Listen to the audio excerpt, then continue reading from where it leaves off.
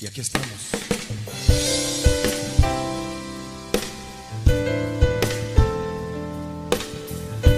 Aquí estamos, Señor.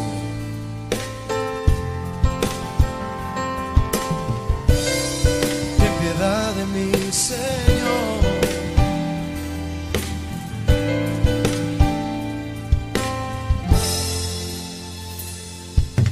Ten piedad de mí, conforme a tu amor, mi Dios de toda gracia. Borra mis rebeliones. Pídeselo conmigo. Cada día, Dios, cada día yo vengo a ti. Límpiame de mi maldad, porque contra ti, Señor, he pecado, he fallado, me he dejado llevar por mis deseos. Sí, Señor. Crea en mí, oh Dios, un limpio corazón. Pídeselo a Él y renueva en mí un espíritu recto. Aleluya. Así es, Señor. Así es, Señor. Con nuestras manos, con nuestras voces, con todo nuestro ser, Señor, consagrado a ti, te pedimos como el rey David: ten piedad de mí, Señor. Aleluya. Díselo otra vez. Ten piedad de mí, conforme a tu amor, mi Dios de toda gracia. Borra mis rebeliones con tu sangre, Jesús.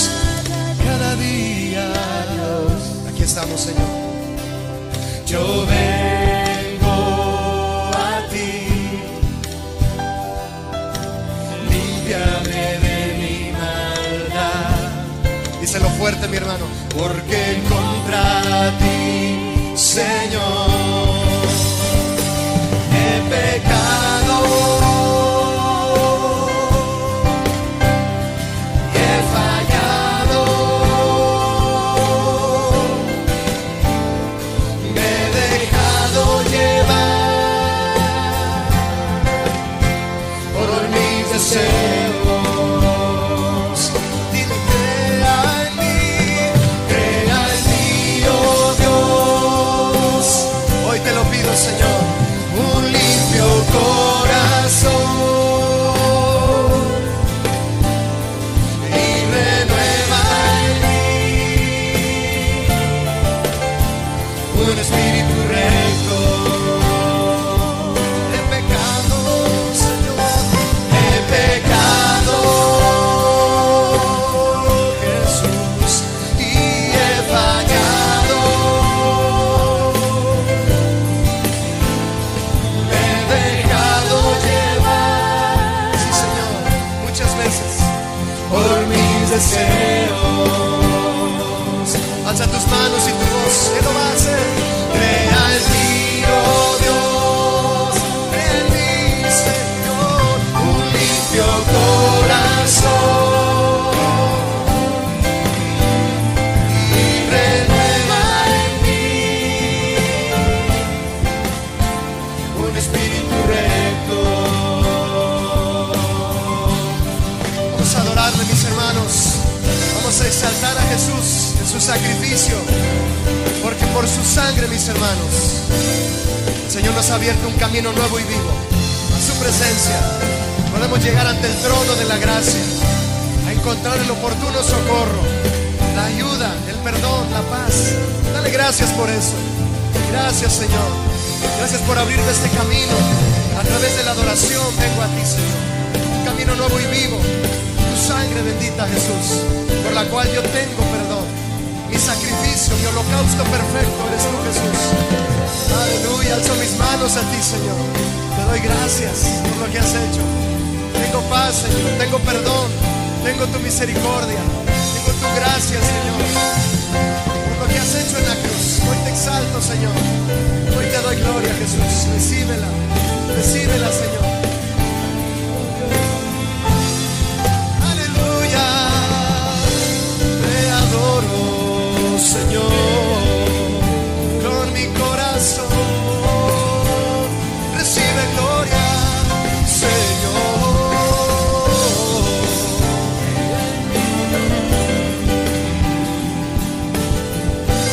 Gracias, Señor, por tu perdón. Gracias, Jesús. Gracias, Señor. Gracias, Señor, por tu fidelidad.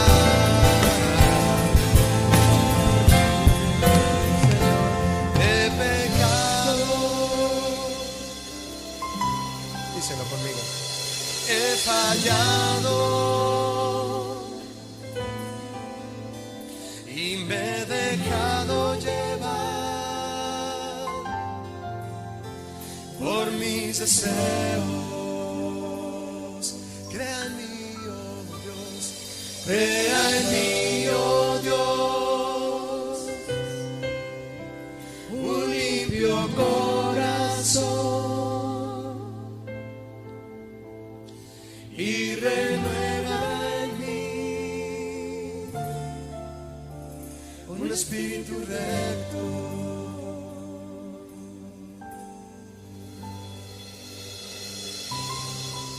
Un espíritu recto, Señor.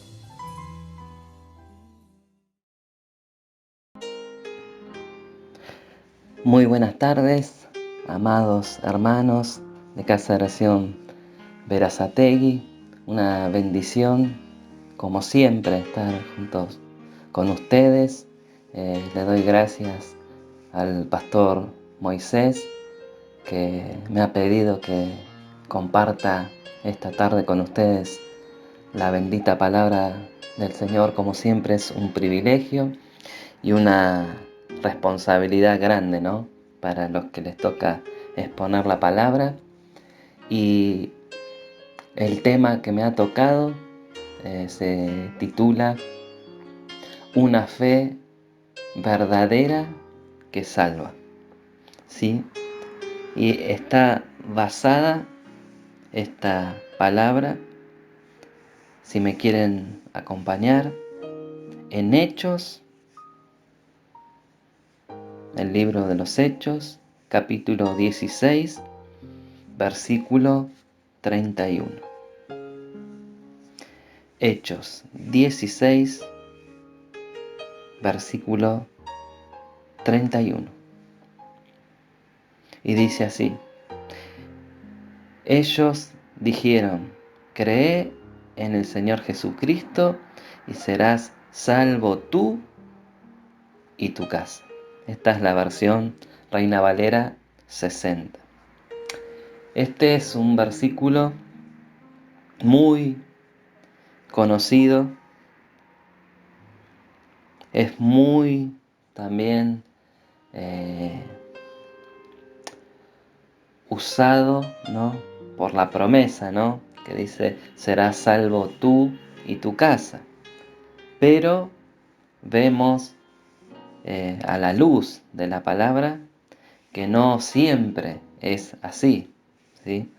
Pero vamos a indagar en esta tarde en esta, que es una promesa del Señor para aquellos que creen en Él, como se titula la enseñanza, aquellos que tienen la fe verdadera que es en Cristo Jesús. Vamos a leer el contexto, ¿sí?, de este versículo. Siempre es importante, como siempre comparto con los hermanos de aquí de La Plata, leer el contexto, ¿sí? Hay muchas cosas que debemos ver al ver este versículo, ¿no? Porque todos se centran, ¿no?, en creer en el Señor y serás salvo tú y tu casa, ¿no? Pero vamos a ver el contexto de lo que sucedió con este hombre, con el carcelero que fue salvo, ¿sí? Y también fue su casa. Pero vamos a acompañarme, vamos a leer. Yo voy a leer la versión Palabra de Dios para todos. Vamos a leer desde el del versículo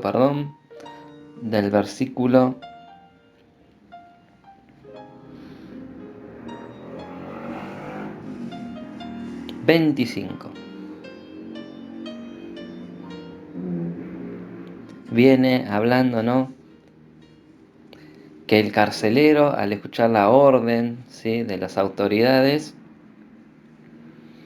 y los llevó bien adentro de la cárcel y les aseguró los pies con cepos. 25.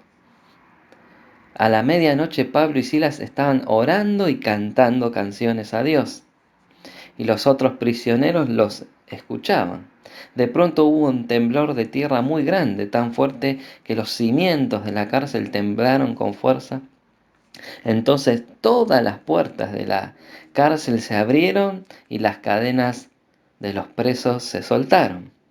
El carcelero se despertó y vio que las puertas de la cárcel estaban abiertas. Pensó que los prisioneros se habían escapado y tomó su espada para quitarse la vida, porque eso se hacía, ¿no?, cuando pasaban estos acontecimientos, ¿no?, que si se escapaba un preso, el, el carcelero se suicidaba, ¿no?, pues lo iban también a matar, ¿no? Pero Pablo gritó: no te hagas daño, todos estamos aquí. El carcelero le dijo a alguien que le trajera luz. Corrió adentro y temblando de miedo cayó delante de Pablo y de Silas. Versículo 30, y dice: entonces los llevó afuera y les dijo: ¿qué debo hacer para ser salvo? Le respondieron ellos: cree en el Señor Jesús y serás salvo tú y todos los de tu casa. Qué tremendo. Vemos lo que vivió, ¿no?, el carcelero, viendo las maravillas de Dios, ¿no?, a través que comenzó con la oración de Pablo, de Silas, que alababan a Dios a pesar de estar en el lugar más horrendo que una persona puede estar, en la cárcel, con cepos, ¿no?, atados en sus pies, sus manos, y ellos, en vez de estar llorando, quejándose, ellos alababan a Dios, y eso también lo veían los otros presos, que en vez de estar enojados contra ellos que estaban alabando a Dios, ellos estaban viéndolos como ellos alaban a Dios, y eso llamó la atención, ¿no? Qué importante nuestro testimonio de vida a pesar de cualquier circunstancia que nos toque vivir, no la instancia de estar en una cárcel, pero se nos para el auto en medio de la ruta y no estar quejándonos, sino hacer las cosas con paz, con dominio propio, dándole gracias al Señor que no nos ha pasado algo peor, ¿no? Pero vemos que esto conmovió el corazón del carcelero. Y sabemos que quién es el que conmovió el corazón del carcelero fue el Espíritu Santo de Dios, ¿sí? También vemos que es una cosa de las más difíciles del mundo, sabiendo que las personas cercanas a nosotros no han puesto la fe en Cristo. Yo creo que vos, como yo, oramos por familiares nuestros parientes que han negado a Cristo o rechazan a Cristo o se han apartado del camino para que sean salvos, ¿sí? Y muchas veces oramos y tal vez nos preguntamos si Dios, ¿sí? Vos te preguntás, Señor, ¿estás escuchando mi oración? Yo estoy orando conforme a tu voluntad, porque te estoy pidiendo por mi familiar, por mi esposa, por mis hijos, por mis primos, por mis tíos, por mis abuelos, sea quien sea, de que sean salvos, ¿sí? Y el Salmo 34:15 nos dice que los ojos del Señor están sobre los justos y sus oídos atentos a sus oraciones. Por eso vos no debés desmayar y dejar de orar por tu familia, ¿sí? También en Hebreos capítulo 4, versículos 15 y 16 nos dice, porque no tenemos un sumo sacerdote que no pueda compadecerse de nuestras flaquezas, sino uno que ha sido tentado en todo como nosotros, pero sin pecado. Por tanto, acerquémonos con confianza ante el trono de gracia para que recibamos misericordia y hallemos gracia para la ayuda oportuna.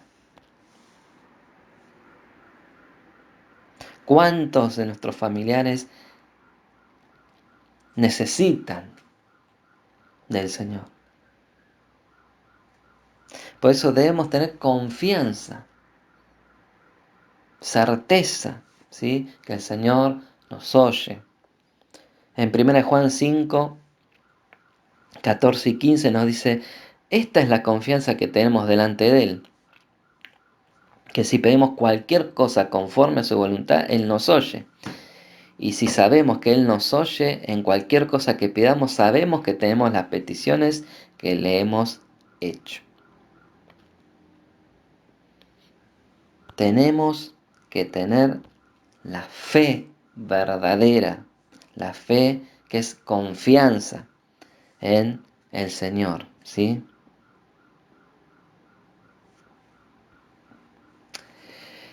Vemos que muchas veces piensa la gente, ¿no? Que este versículo está diciendo esto, ¿sí?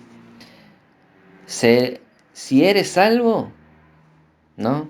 Eso significa que automáticamente tu familia también es salva. Pero muchas personas, cristianos, piensan eso, que porque yo, por ejemplo, creo, mi esposa y mis hijos ya son salvos. Y no es así, porque la salvación es personal, ¿sí? Muchas veces se hace a la idea que si la cabeza de hogar, que es el hombre, es salvo, toda la familia va a ir al cielo. Pero esto plantea muchas preguntas, ¿sí? Lo más importante, ¿dónde está la fe? La palabra de Dios, que es la Biblia, es muy clara. Solo hay un camino a la paz con Dios, que es mediante la fe en nuestro Señor Jesucristo.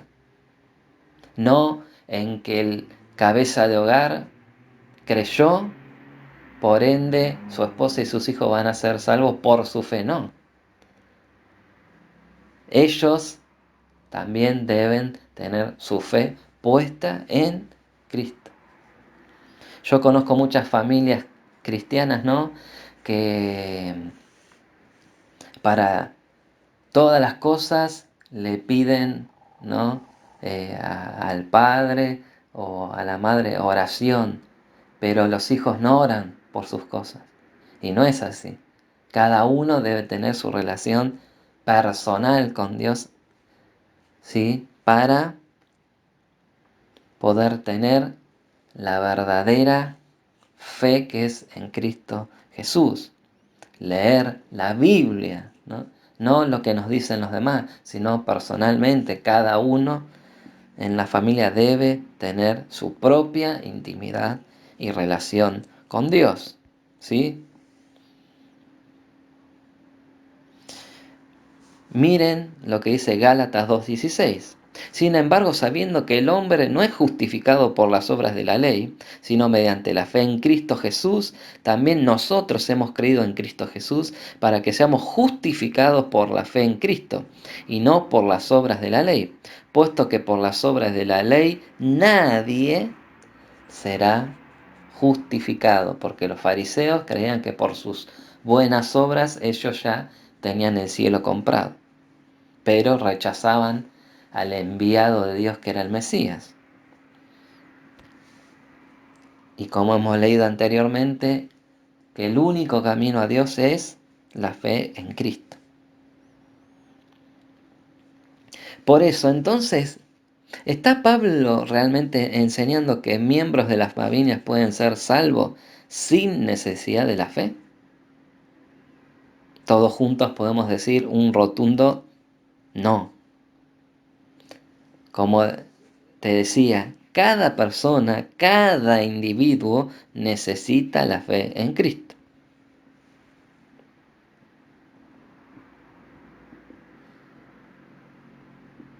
Amén. Si vos crees, vos vas a ser salvo. Si cada miembro de la familia cree, va a ser salvo. Yo, como vos, yo no tengo ninguna duda de que Dios puede salvar a toda nuestra familia. Pero, como te decía, Pablo está diciendo en realidad que esto está garantizado. Podemos ver muchas situaciones en la Biblia cuando una familia completa se salva, pero son casos, ¿sí?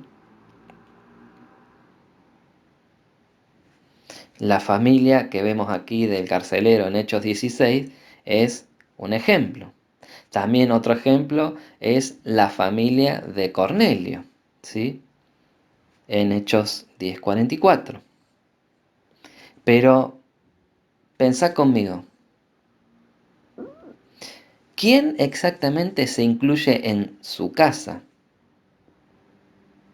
¿Todos los que en realidad viven bajo su techo? ¿O habla de su familia inmediata? ¿O habla de toda la familia presente en ese momento que estaban predicando Pablo y Silas en la casa del carcelero? Por eso, prestame atención. Estas dos situaciones tienen algo en común, ¿sí? La que te decía, la de que estamos hablando de la familia del carcelero, en Hechos 16:32, y también la familia de Cornelio, en Hechos 10:44. Vamos a leer a donde estamos, Hechos 16:32. Y le hablaron la palabra del Señor a él y a todos los que estaban en su casa. Y ahora vamos a Hechos 10:44. Si querés ir anotando, me parece muy bien. Mientras Pedro aún hablaba estas palabras, el Espíritu Santo cayó sobre todos los que escuchaban el mensaje. No es una cuestión, amado, de que tan cerca estaban el miembro de la familia, ¿sí? Los que se salvaron fueron salvados de inmediato al oír la palabra de Dios. Estaban todos juntos en la casa, pero este gran detalle lo tenemos que notar, escuchando la palabra de Dios. Y ellos aceptaban la palabra de Dios por fe. Esto no quiere decir que todos los que escuchan la palabra, la creen.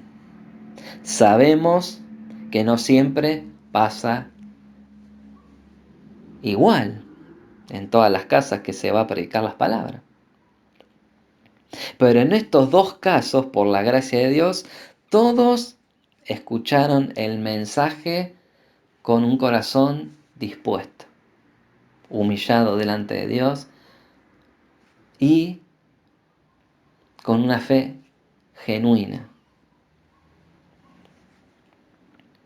Pero hay otros casos que nos muestra la palabra de Dios que no es así. Como cuando Jesús hablaba, ¿no? Por eso no debemos tomar este versículo como una garantía de que toda nuestra familia será salva. Porque esta idea sería ir en contra de lo que otras escrituras nos dicen. Jesús, nuestro Maestro, nos dijo directamente que su evangelio sería para dividir a la gente dentro de una misma casa. ¿Sí? Vamos a Lucas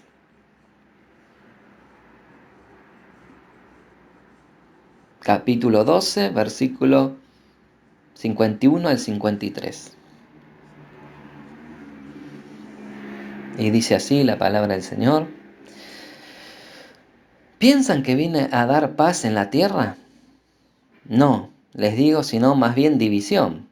Porque desde ahora en adelante 5, escuchen, 5 en una casa estarán divididos.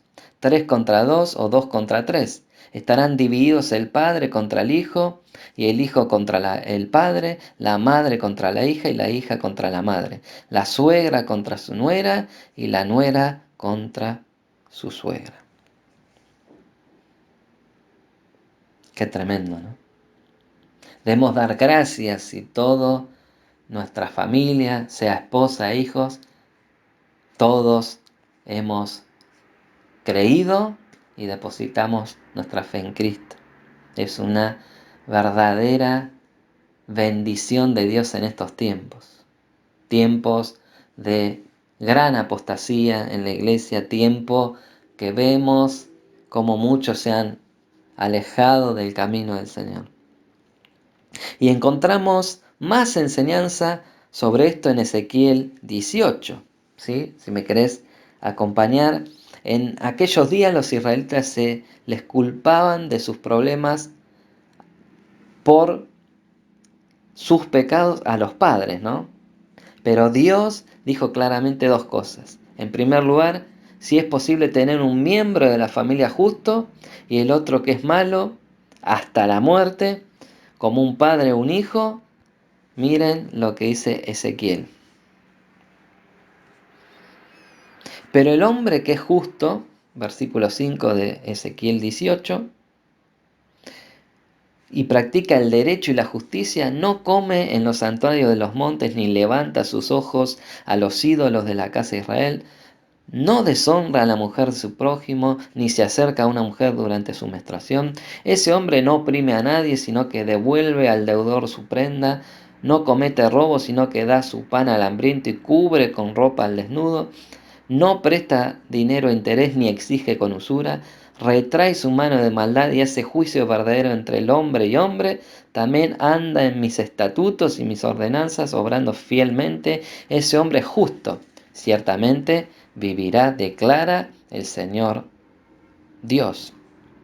Pero si tiene un hijo violento que derrama sangre, versículo 10, que hace cualquiera de estas cosas a un hermano, aunque el padre mismo no hizo ninguna de esas cosas, también come en los santuarios de los montes y deshonra a la mujer de su prójimo, además oprime al pobre y al necesitado, comete robo, no devuelve la prenda, levanta sus ojos a los ídolos y comete abominación, también presta a interés y exige con usura.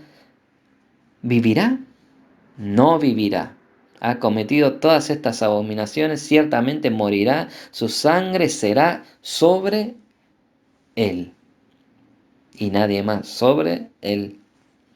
Pero si tiene un hijo que observa todos los pecados que hace su padre, ha cometido y viéndolo no hace lo mismo, pues no come en los santuarios de los montes, ni levanta sus ojos a los ídolos de la casa de Israel, ni deshonra a la mujer de su prójimo, no oprime a nadie, ni retiene la prenda, ni comete robo, sino da su pan al hambriento y cubre al desnudo con ropa, además retrae su mano del pobre, no cobra interés ni usura, cumple mis ordenanzas y anda en mis estatutos, ese hijo no morirá por la iniquidad de su padre, sino que vivirá.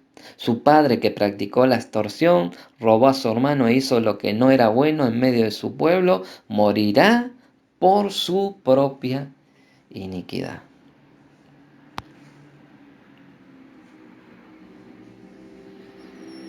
Aquí Dios también explica que el miembro de la familia justo, que nosotros sabemos que ahora en la gracia, que el justo por la fe en Cristo vivirá, y el miembro de la familia injusto morirá, el que no cree. Ellos son juzgados individualmente. Y de acuerdo con la palabra de Dios aquí, es muy posible que un miembro de la familia puede ser salvado mientras otro está perdido. Otro pasaje que da la enseñanza directa sobre este tema es Primera de Corintios 7, capítulo 7. Y vamos a leerlo juntos, del 13 al 16. Primera Corintios 7, 13 al 16. Esto se usa para los matrimonios, ¿sí? Y viene hablando Pablo. Y la mujer cuyo marido no es creyente y él consciente en vivir con ella, no abandona a su marido. Porque el marido que no es creyente es santificado por medio de su mujer. Y la mujer que no es creyente es santificada por medio de su marido creyente. De otra manera, sus hijos serían inmundos, pero ahora son santos. Sin embargo, si el que no es creyente se separa, que se separe. En tales casos, el hermano o la hermana no están obligados, sino que Dios nos ha llamado para vivir en paz. Pues, ¿cómo sabes tú, mujer, si salvarás a tu marido? ¿O cómo sabes tú, marido, si salvarás a tu mujer? Acá está hablando y está dando instrucciones a alguien que tiene un esposo que no es creyente, quiere decir un inconverso, y el inconverso, que no es convertido a Cristo, está santificado por la mujer creyente. Y la pregunta es, ¿esto quiere decir que son salvos? No, porque no está diciendo esto. Porque Pablo le está dando instrucciones sobre la separación del no creyente del creyente. Y se menciona la posibilidad que el no creyente podría llegar a conocer a Cristo por el testimonio de la creyente. El no creyente es santificado porque tiene los beneficios, las bendiciones de Dios por tener a su esposa o esposo cristiano. Pero, como vemos, por sí mismo, el no creyente debe obtener la salvación depositando su fe en Cristo. No le alcanza para ser salvo por su esposa creyente. ¿Se entiende? Él mismo debe decidir la salvación, arrepentirse él mismo para obtener la salvación de su alma. ¿Qué estaba diciendo Pablo realmente? Otra vez volviendo a Hechos 16:31. Y podemos parafrasearlo de la siguiente manera, el versículo 31.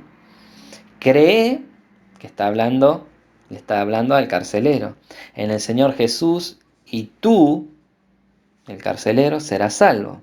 De la misma manera, si tu familia cree en el Señor Jesús, si cada individuo cada miembro de tu familia cree, ellos también serán salvos.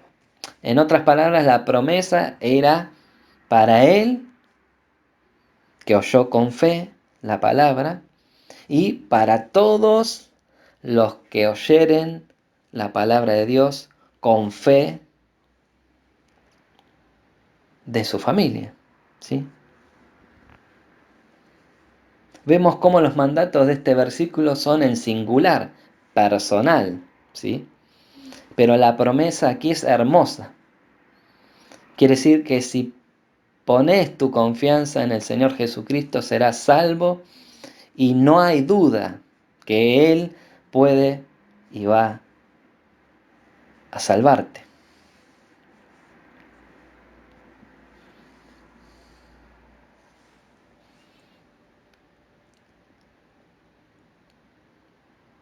Qué preciosa promesa, ¿no? Y leamos Hebreos 7:25. Hebreos 7:25 dice, por lo cual Él también es poderoso para salvar para siempre a los que por medio de Él se acercan a Dios, puesto que vive perpetuamente para interceder por ellos. ¿Cuánto le dan gracias al Señor? Esta promesa es hoy para vos.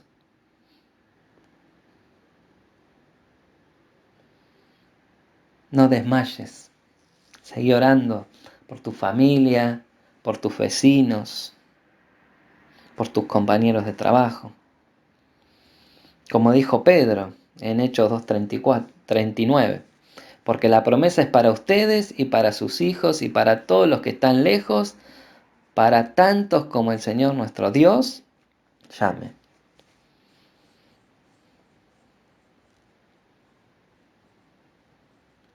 Pablo no dijo, cree en el Señor Jesucristo y serás salvo y tu familia no tendrá otra opción. Todos serán salvos eventualmente también. No ofreció la salvación a todos ellos en este momento y luego les explicó en el Evangelio. Lo que le estaba diciendo Pablo, confía en las promesas de Dios, pero primero cree vos. La Biblia no promete que todos los miembros de nuestra familia serán salvos. De hecho, promete que muy a menudo habrá divisiones, como hemos leído, dolorosas. Pero no te debes desanimar. Hay algunos muy importantes y muy alentadores lecciones en este versículo, ¿sí? Primero, podemos confiar en que Dios hará lo que es mejor, porque Él es el juez de toda la tierra. ¿No hará justicia? Dios es Dios y podemos confiar en Él porque es el creador y soberano, ¿sí? Segundo,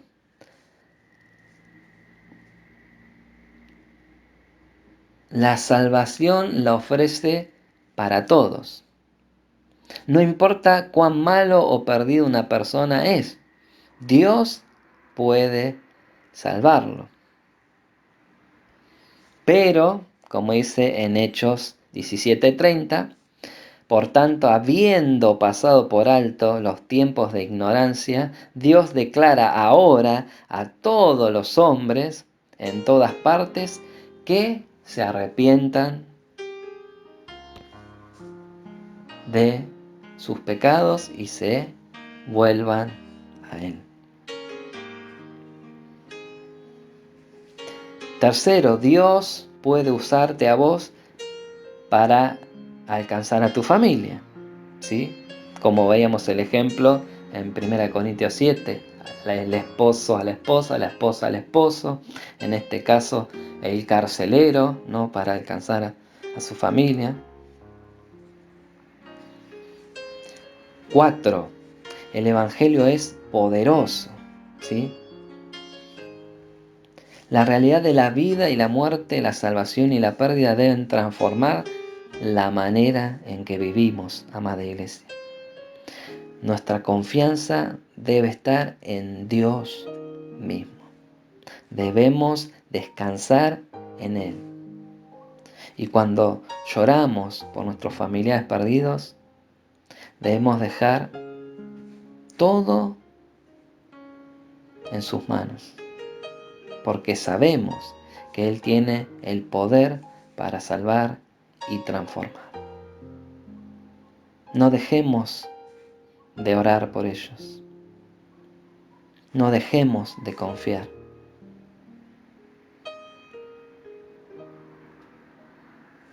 Sabemos y conocemos a Dios que lo puede hacer, pero todo está en su soberana voluntad.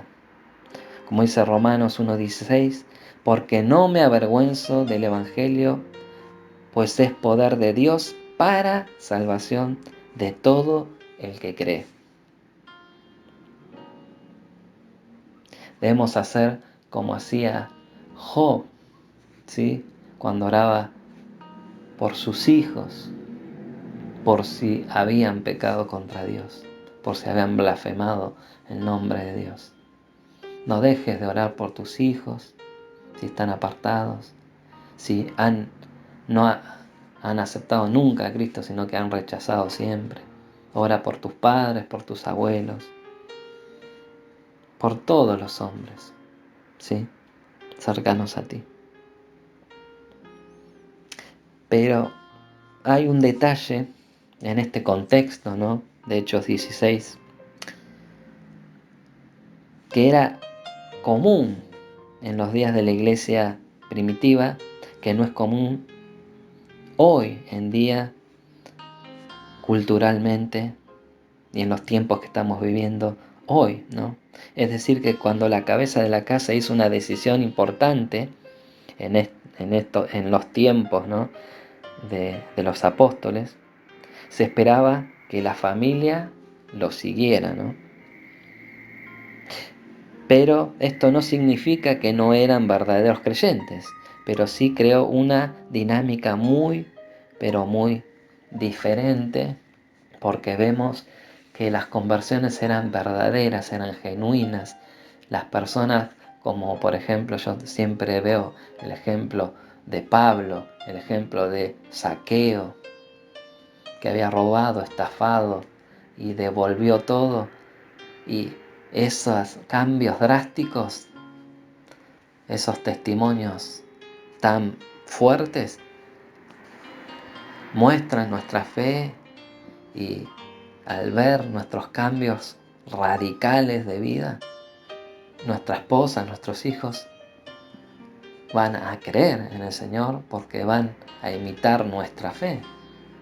Van a querer lo que nosotros tenemos, que es tener a Cristo, ¿sí? Pero si nosotros no cambiamos nuestros hábitos, no cambiamos y nos alejamos cada vez del pecado, nunca van a llegar y nos van a tratar de hipócritas, de mentirosos, y siempre no van a llegar a los pies de Cristo por nuestros malos testimonios. Pero vemos eso que era totalmente diferente en el corazón de la iglesia primitiva, porque todos los que creían, dice que vivían en comunidad, que dejaban todas sus heredades y compartían lo que tenían con los que había necesidad, y hoy no se vive así. Por eso es muy, pero muy importante que nosotros cuidemos a nuestro hogar, nuestra familia, y aquellos que no creen, oremos por ellos y seamos de ejemplo, amada iglesia. Por eso es muy importante entender esto, que no por nuestra fe el que tenemos al lado, sea nuestra esposa, nuestros hijos, serán salvos. Ellos mismos deben creer, ¿sí?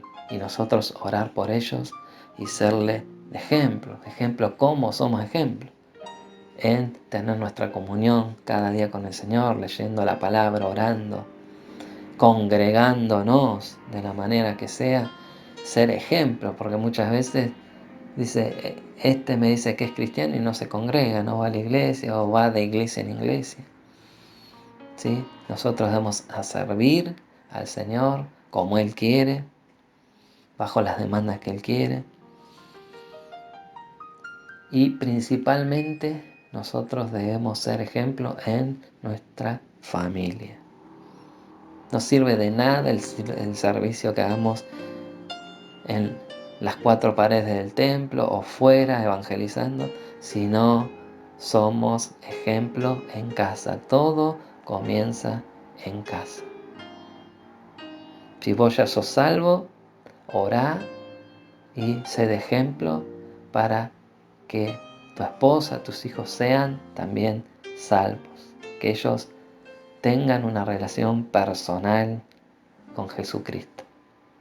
Por eso oremos por esta palabra. Señor, te damos gracias por este tiempo, te damos gracias por esta palabra que nos has hablado, que muchas veces es mal interpretada por muchos cristianos, Señor, que enseñan fuera de contexto estos versículos, Señor.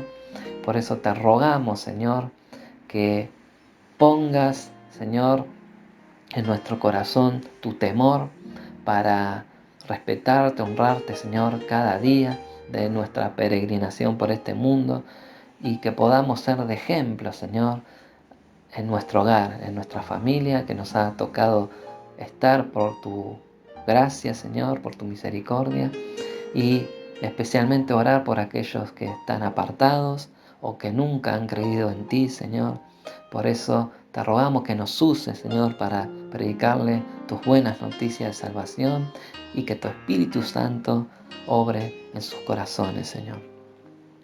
Queremos ser instrumentos, Señor, útiles en tus manos para salvar a nuestra familia, Señor. Perdona nuestros pecados, Señor. Te pedimos perdón por si muchas veces no hemos sido de ejemplo para nuestras familias, y que de ahora en más seamos luz en medio de nuestro hogar, Señor, que muchas veces, como dice tu palabra, está dividido entre aquellos que creemos y aquellos que están rechazando tu palabra, Señor. Te rogamos por ellos, los bendecimos y te rogamos, Señor, que nosotros, Señor, seamos canal de bendición para ellos, Señor. Te ruego por mis hermanos de Casa de Oración Berazategui que están escuchando.